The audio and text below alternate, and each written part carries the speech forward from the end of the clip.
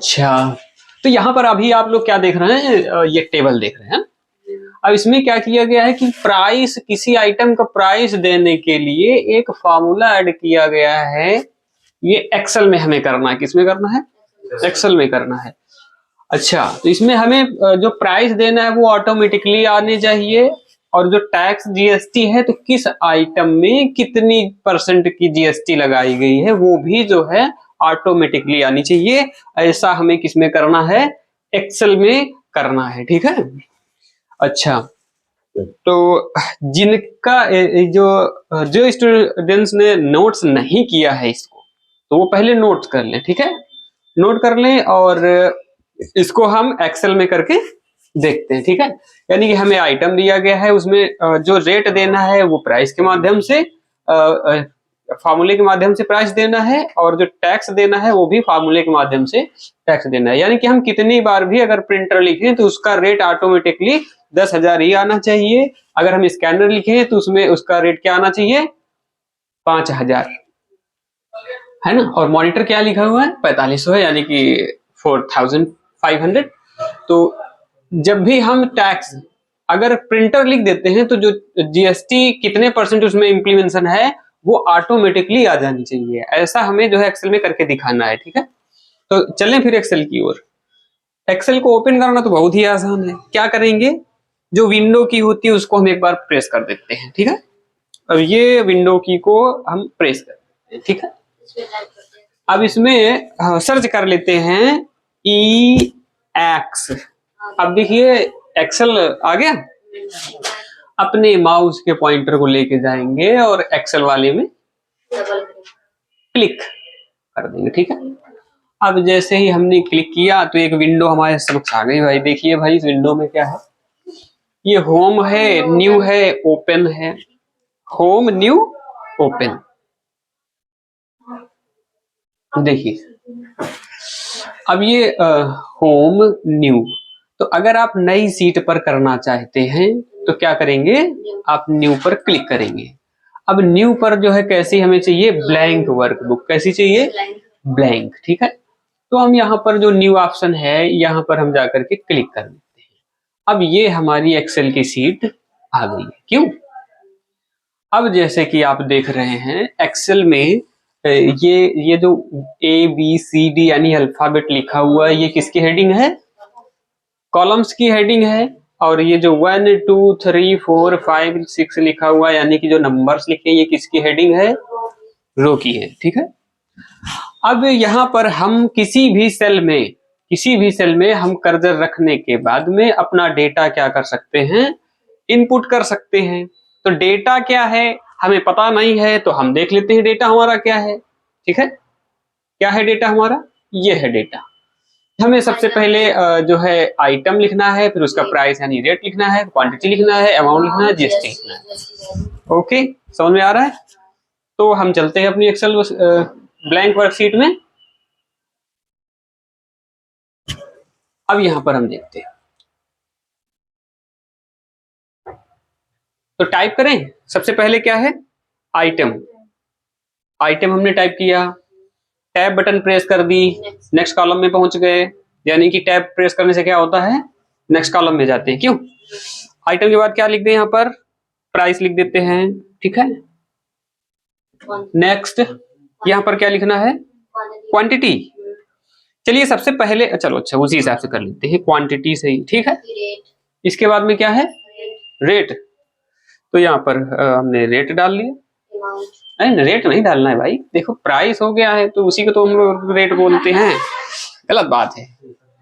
ठीक है, हाँ, तो यहाँ पर हमें करना है जीएसटी करना है। अरे भाई देख लेते हैं भाई, मेमोरी इतनी कमजोर कैसे हो गई। देखो यहाँ पर क्या दिया गया है, उसकी जगह हमने प्राइस कर दिया है क्वांटिटी, इसके बाद में अमाउंट, और इसके बाद में क्या है? जीएसटी। तो ये अमाउंट कर लेते हैं। ठीक है, अमाउंट, और टैब बटन प्रेस किया हमने। यहाँ पर क्या कर लेते हैं? यहाँ पर भैया हमें जीएसटी इम्प्लीमेंटेशन भी करना है, कितने परसेंट हो रही है। ठीक है, जीएसटी का परसेंट दर्शाना है, और इसके बाद में जीएसटी कितनी होती है उसके लिए हमें क्या करना है? जीएसटी की वैल्यू निकालनी है। अब हम टैप करके नेक्स्ट कॉलम में जाते हैं। अब देखो यहाँ पर जीएसटी वैल्यू जो हमने टाइप किया है, तो यहाँ पर जो ई है अल्फाबेट वो छिप रहा है, कह रहा है भैया हम थोड़ा कम दिख रहे हैं। तो इसको हम अगर सही करना चाहेंगे तो क्या करेंगे, कॉलम में जो ये बॉर्डर है, इस बॉर्डर में हेडिंग में जाके यहाँ क्या कर देंगे, डबल क्लिक कर देंगे। तो माउस के पॉइंटर को ले जाते हैं और जब इस तरीके से आपका फिगर बन के आता है, दोनों तरफ से नोड होंगे एरो में और वो क्रॉस होगा, ठीक है। डबल क्लिक करते हैं, ऑटोमेटिक एडजस्ट हो गया, ठीक है। एनी प्रॉब्लम, देयर आर कौनो प्रॉब्लम, देयर आर कौनो नहीं प्रॉब्लम, ठीक है। अच्छा, जीएसटी वैल्यू के बाद में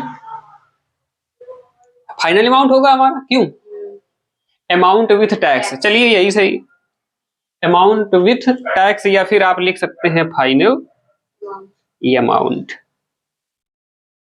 अमाउंट, ठीक है, अमाउंट या अमाउंट, चलो अच्छा, जो भी आप लोग पढ़ते हो। यहां पर हम डबल क्लिक करके एडजस्ट कर देते हैं, ठीक है। अब आइटम यहां पर क्या लिखा हुआ है,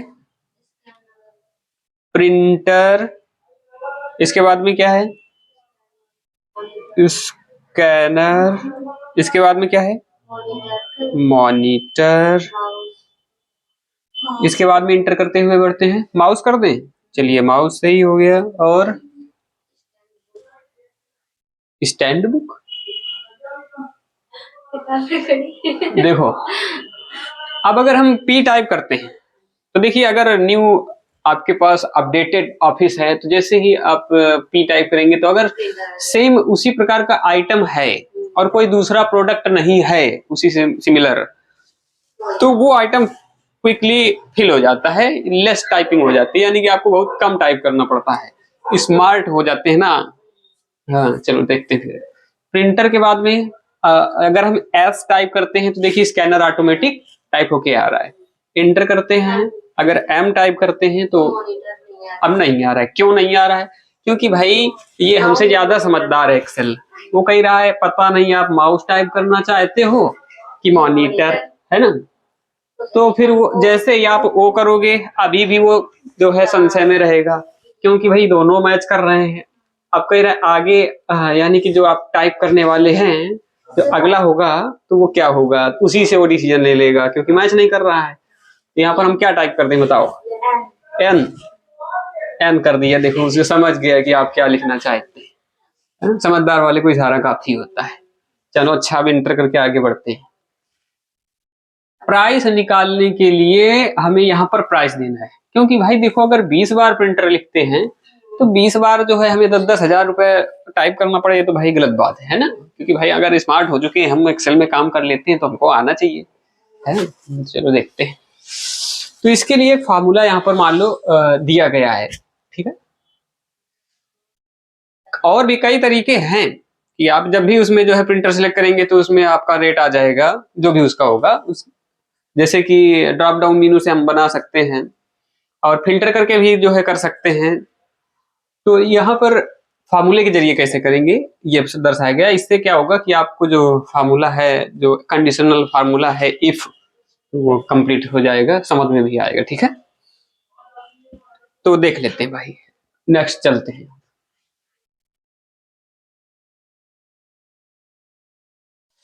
तो प्राइस के लिए फार्मूला क्या दिया गया बताइए, सबसे पहले इक्वल लगा हुआ है, ठीक है। उसके बाद में कंडीशनल फार्मूला है हमारे पास फंक्शन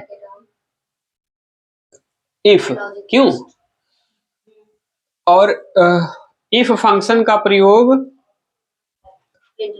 करते हैं हम यहाँ पर किसी टेक्स्ट को पहचान करके, उसमें जो है जीएसटी या प्राइस या किसी भी प्रकार की कोई टैक्स देना चाहते हैं, या किसी प्रकार की कोई वैल्यू देना चाहते हैं, उसके लिए हम क्या करेंगे, यहाँ पर इफ फंक्शन का यूज कर रहे हैं। क्योंकि कंडीशन ये बन रही है कि यदि प्रिंटर हो तो 10,000, यदि स्कैनर हो तो 5,000, यदि मॉनिटर हो तो 45, तो आप ऐसे फिल कीजिए। तो यदि हमने जो है स्टार्ट कर दिया है, ब्रैकेट ऑन कर लिया है, अब यहाँ पर हम क्या करते हैं। अच्छा, ये कह रहा है कि लॉजिकल टेस्ट, लॉजिकल टेस्ट पहले, यानी कि आपका लॉजिक क्या होना चाहिए। तो यदि प्रिंटर, यानी कि प्रिंटर कहां पर लिखा हुआ है, सी कॉलम के सामने और सी रो के सामने, यानी कि इसका एड्रेस है, इसका एड्रेस क्या है C6, यानी कि जो C और 6 है वो इक्वल है। क्या है? इक्वल है। किसके इक्वल है? प्रिंटर के। यानी कि हमें ये लॉजिक लगाना है कि यदि प्रिंटर जो C6 है अगर उसमें प्रिंटर लिखा हो तो उसमें 10,000 बढ़ जाए, अगर यहाँ पर भरा हो जो है स्कैनर तो यहाँ पर क्या हो जाए 5,000 हो जाए, और मॉनिटर हो तो 4500 हो जाए। तो ये अगर C6 इक्वल होता है, किसके इक्वल होता है? इन्वर्टेड कॉमा जिसको आप बोलते हैं यहाँ पर डबल कोट, इसको हम कहेंगे, ठीक है। डबल कोट के अंदर हम टेक्स्ट को लिखते हैं, तो प्रिंटर लिख देते हैं। क्या लिख देते हैं? प्रिंटर। और डबल कोट को हम क्या करते हैं? क्लोज कर देते हैं, ठीक है। अब अगर इससे ये लॉजिक देखिए, कॉमा जैसे हमने दे दिया तो हमारा लॉजिकल टेस्ट जो हुआ वो पास हुआ कि आपने एक स्टेप पूरा कर लिया, ठीक है। अब ये कह रहा है कि अगर लॉजिकल टेस्ट पास होता है तो क्या होना चाहिए, और अगर नहीं होता है तो क्या होना चाहिए। दो कंडीशन है, यदि भैया आपके पास इतने रुपए हैं तो हम आपको ये चीज सेल कर देंगे, नहीं है तो हम क्यों सेल करेंगे, भगा देंगे आप। सेम वही चीज ये भी कह रहा है कि यदि प्रिंटर के बराबर होगा तो आप इतने रुपए दे दोगे, और नहीं है तो एनए कर दो, नॉट एप्लीकेबल। लेकिन हमें और भी कई सारी चीजें देनी है, ठीक है। तो चलिए पहले हम एक का पूरा कर लेते हैं कि अगर प्रिंटर के बराबर है तो उसमें उसको हम वैल्यू क्या देंगे, अगर ट्रू होता है यानी कि ये यही से मैच करता है, तो अगर ट्रू होता है तो क्या वैल्यू आनी चाहिए, क्या वैल्यू आनी चाहिए? 10,000। क्यों भैया, बोल क्यों नहीं रहे हो, बोलो भैया, यही तो है ना इसमें। तो अब इसमें हम कॉमा जैसे ही लगाएंगे तो देखिए ये टेस्ट भी हमारा पास हुआ, ठीक है, खत्म हुआ। अब ये कह रहा है इफ फॉल्स, ठीक है। अभी इफ फॉल्स में हम और भी कई सारी कंडीशन जोड़ना चाहते हैं कि भाई देखो अगर ये प्रिंटर के बराबर है तो 10,000, ठीक है। लेकिन अभी हमारे पास और भी कई सारे आइटम है, हम उनका भी इसी में इंप्लीमेंटेशन करना चाहते हैं, तो हम क्या करेंगे, दोबारा फिर वही इक्वल नहीं लगाएंगे, लेकिन इफ से पूरी कंडीशन रिपीट कर देंगे। यानी कि इफ ब्रैकेट ऑन कि यदि C6, यानी कि फिर हमें वही करना है कि यदि C6 पर क्या लिखा होगा, यदि C6 पर C6 इक्वल है किसके? स्कैनर के। क्यों 7 क्यों लिखेंगे? डाटा वैलिडेशन अगर लगा के तो ज्यादा। अरे वो आपकी बात सही है, लेकिन हम एक फंक्शन सीख रहे हैं, आप ये समझिए पहले, ठीक है। ये C6 क्यों लिख रहे हैं भाई, देखिए हम इस सेल पर लगा रहे हैं और इसके बाद में यही कंडीशन हम सभी में अप्लाई कर देंगे, तो 7 में हम क्यों लगाएंगे। मान लो यहाँ पर प्रिंटर की जगह स्कैनर भी तो हम पहले लिख सकते हैं, प्रिंटर की जगह हम माउस भी तो पहले लिख सकते हैं। तो यहाँ पर हमें सिर्फ ये बताना है कि ये सेल अगर इसके बराबर है तो ऐसा होना चाहिए, इसके बाद में यही कंडीशन हम सब में ड्रैग करके अप्लाई कर देंगे। तो अपना ये पहले C6 का देखेगा, फिर C7, फिर C8, इस तरीके से अपना खुद काउंट कर लेगा। तो ये जो है ये 7 या 8 फार्मूले में ऐसा नहीं करना है, फार्मूले में सिर्फ आपको C6 ही देना है। उसके बाद में जब ड्रैग करोगे तो रिलेशनल बन जाता है ना, रिलेशनल बन जाएगा वो एड्रेस, तो ऑटोमेटिक वो जो है सेल एड्रेस चेंज कर लेगा जैसे ड्रैग। तो ये देखिए कि अगर प्रिंटर ना हुआ, अगर C6 स्कैनर के बराबर हुआ, यानी कि ये टेक्स्ट मैच करता है स्कैनर से C6, तो क्या होगा, कॉमा लगा के हम नेक्स्ट स्टेप पूरा कर देंगे। उसमें कितना 5,000, ओके 5,000 रुपए। देखिए ओपन किया, क्लोज कर दिया, जो हमारा लॉजिकल ये है जैसे कॉमा लगा देंगे ये पूरा हुआ, ठीक है। अब दो कंडीशन हमने पूरे कर ली, ठीक है। अब इसके बाद में अब भैया आपके पास आइटम हैं तो आप और आगे सेम यही प्रोसेस कर देंगे। अभी एक का हम और करके इसके बाद एनए कर देंगे, ठीक है। बाकी सबके लिए सेम यही कंडीशन होगी कि यदि C6 इज इक्वल टू, क्या दे दे, मॉनिटर या माउस, मॉनिटर दे देते, मॉनिटर, ठीक है। यहां पर डबल कोड को हम क्लोज करते हैं कॉमा, अगर मॉनिटर के इक्वल होता है तो उसमें क्या आना चाहिए 4500। ठीक है।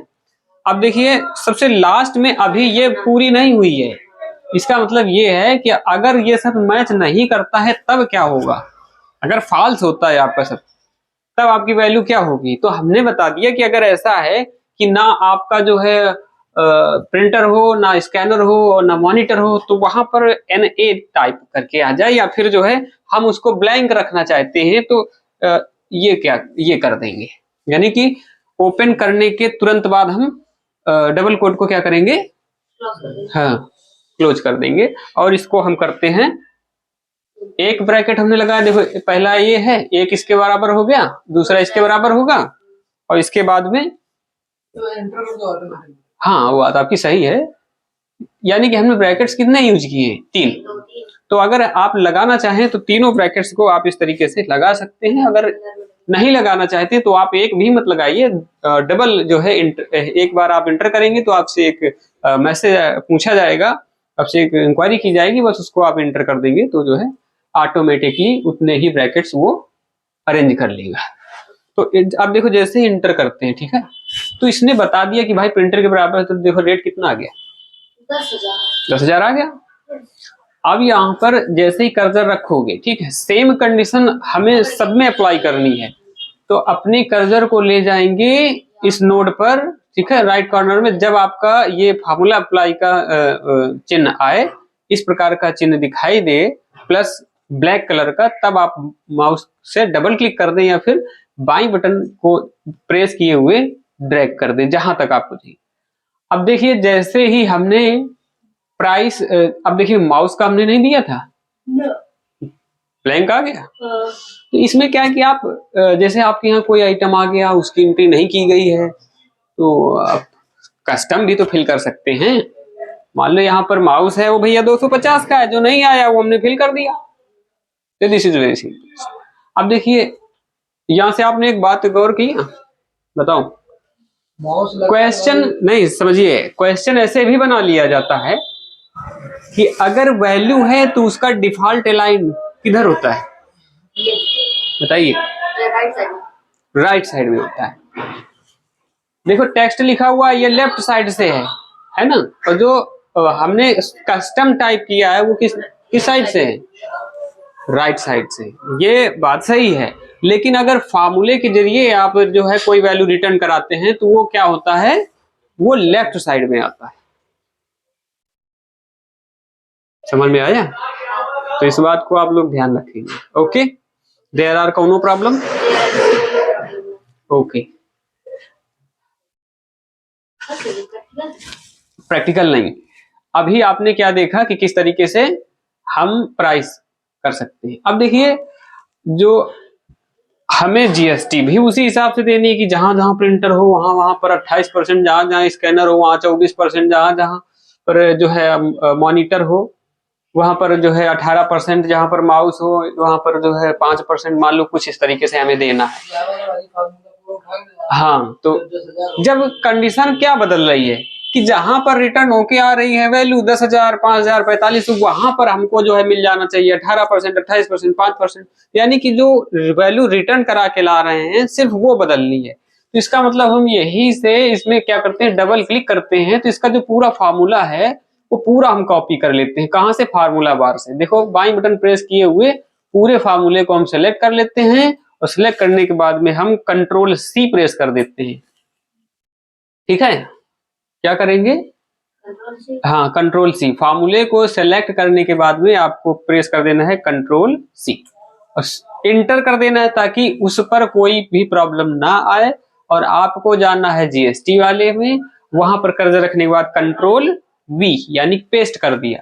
अब देखिए भाई जब फॉर्मूला वही है तो वही आएगा। अब आपको उसमें डबल क्लिक करके सिर्फ आपको क्या कर देना है कि जहां प्रिंटर है उसकी वैल्यू जो रिटर्न होके आ रही वहां पर हम क्या कर देते हैं 28% कर देते हैं, और जहां पर स्कैनर है जिसमें वैल्यू रिटर्न होके 5,000 आ रहा है तो यहां पर हम क्या कर देंगे, कितना कर दें, चलो अपने हमें देखना है सबका अलग अलग, ठीक है, इसमें हमने 24% कर दिया। इसके बाद में 12%। इसमें कर देते हैं 12%, कितना कर दें 20%, चलिए यहाँ पर हम कर देते हैं 18%, ठीक है। ओके,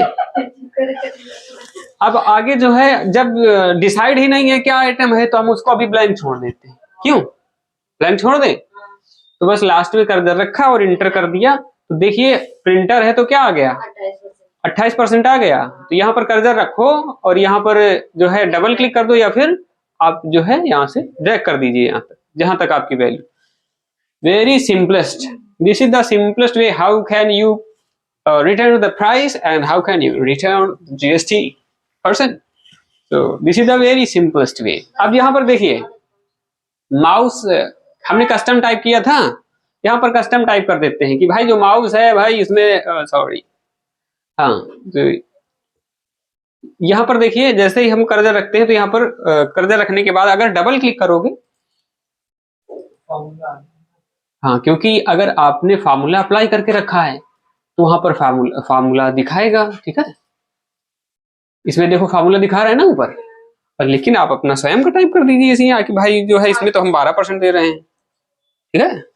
ओके, ये तो इससे आपको ये भी कंफर्म हो जाएगा कि कौन सी जो है वैल्यू हमारी कस्टम टाइप की गई है और कौन सी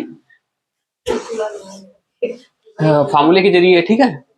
अब क्या है, अब इसमें बचा क्या, अब क्वांटिटी तो भैया जो ग्राहक कहेगा वही करोगे कि जो अपने आप आ जाए, बताइए। क्वांटिटी जितना ग्राहक कहेगा उतना ही तो करना पड़ेगा, नहीं भैया 100 पीस ले जाओ हमारी तरफ से, पैसा दो चाहे ना दो, क्यों फ्री नहीं है। अच्छा तो क्वांटिटी हम डाल लेते हैं, किसी में 2, किसी में 5, किसी में 8, किसी में 7। चलिए ठीक है, इसमें 9 कर देते हैं, इसमें कितने कर देते हैं, 1 0 कर देते हैं, इसमें 2 0 कर देते हैं, कोई दिक्कत? अरे प्रोडक्ट वाला हाँ सही है, क्योंकि हमें मल्टीप्लीकेशन करना है। क्यों भैया, अमाउंट क्वांटिटी का रेट से गुना करा देते हैं, क्यों प्राइस क्वांटिटी, यानी कि आपने अगर 2 रुपए की कोई एक वस्तु ली है और आपने 4 लिए हैं, तो 4 का गुना जो है 2 से करा देते हैं, तो 4 दूनी कितना हो जाता है, 8 हो जाता है। तो 8 अगर हो गया तो कैसे निकला, गुना करने पर, है ना। तो यहाँ पर हम कर देते हैं भाई कि भाई इक्वल, क्योंकि फार्मूला अप्लाई कर रहे हैं और फार्मूला अप्लाई करने के लिए सबसे स्टार्टिंग पॉइंट क्या होता है, इक्वल। किसका किससे गुणा कराना है, अगर हम 10,000 का गुणा 2 से करा देंगे और यहाँ पर ऐसे ड्रैग कर देंगे तो सबका गुणा 10,000 का 2 से हो जाएगा, इसलिए गलत हो जाएगा। हम ये चाहते हैं कि डी, और ये क्या है भाई देखिए D6, तो D6 में जो वैल्यू है जो भी भरी हो, ठीक है, वो E6 से उसमें गुना हो जाए, ठीक है। तो यही हम टाइप कर देंगे कि D6 मल्टीप्लीकेशन का हम सिंबल दे देते हैं स्टार और E6 लिख देते हैं। अब क्या है कि इससे ये मतलब नहीं है कि उसके अंदर क्या है, मतलब कि वो वैल्यू से मतलब नहीं है, उसमें जो भी भरी होगी सिर्फ वो उसका मल्टीप्लिकेशन यानी गुणा करा देगा। अब हम इंटर करते हैं तो देखिए 10 दूनी कितने होते हैं, 20, उसमें 1000 है तो उसमें 1000 आ गया, ठीक। 10 दूनी 20,000, अच्छा 10,000 दूनी 20,000, ठीक है। अब इसमें देखो जैसे ही इस रिलेशनल एड्रेस को आप जो है जैसे ही ड्रैग करोगे तो आप किसी में भी चेक कर सकते हैं। अब डबल क्लिक करोगे तो देखिए आपने ड्रैग किया है तो वही एड्रेस ऑटोमेटिकली रिलेशनल है, इसकी वजह से ड्रैग हो गया। So there are no problem. अब वैल्यू निकालना है, वैल्यू निकालना बिल्कुल आसान है।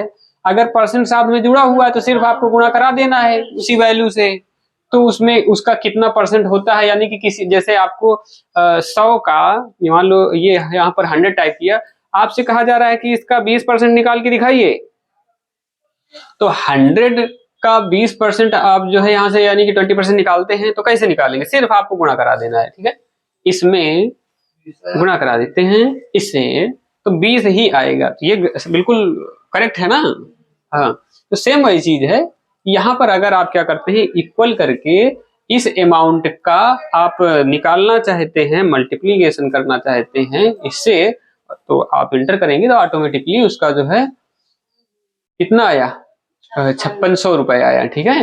अब इसको ड्रैग कर दोगे तो सभी का निकल के आ जाएगा, यार आर कोनो नहीं प्रॉब्लम, ठीक है।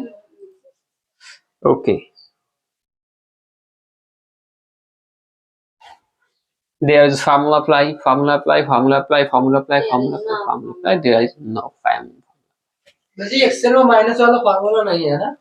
माइनस वाला फार्मूला मतलब माइनस ऐसे निकाल जैसे सम क्या रहे, जैसे मतलब उसके ना सब्सट्रैक्शन का नहीं भाई। चलिए हम कंफर्म करके बताएंगे, हम क्विकली डिसीजन हम इतनी जल्दी से नहीं करेंगे।